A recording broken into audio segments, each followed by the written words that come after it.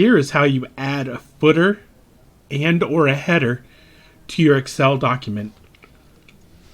Now, if we hit Control P for print, we can see that if we show the print preview, this is what it'll look like when it is sent to the printer.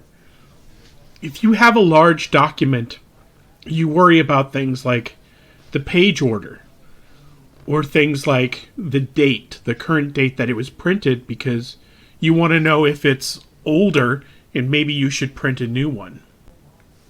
So you'd like to add a header to your document.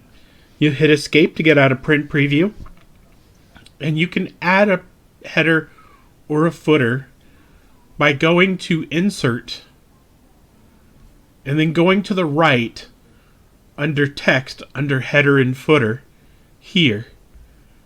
When I click on this, it changes the page view to the header and footer view so that I can see the header up here and I can also see the footer down here.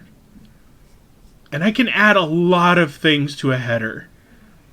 I'm going to add the page number by going to the header and footer if that doesn't show up for you right here at the top.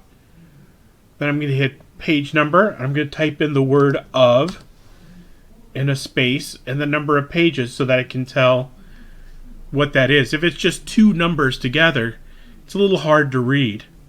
I'm also going to put in the current date here, and I'm going to double space and put in the current time. And like I said, that's good for knowing how old your data is. And then I am going to put in a footer, and I'm going to put in the name of the document, sample 3. You can put a lot of things into the header and the footer. You can put graphics, you could type a paragraph, you can, I wouldn't do more than that, but that was a little, well, I'll do one more. And then if you hit Control P,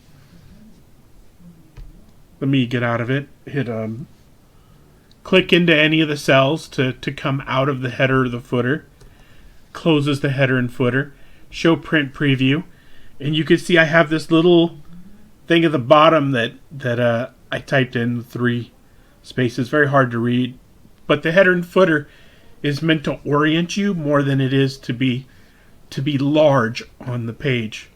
Although we can make that larger with a little styling.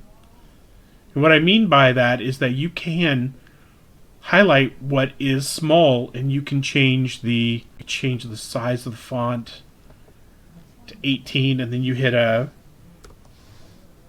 print preview again, and that font is weird, but there it is at the top.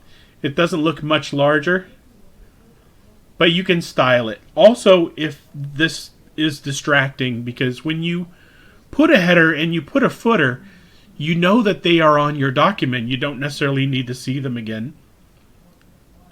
So you can go right to View, and you can put in the normal, and then go back to normal. But, of course, when you go to hit print, your header and your footer are still there.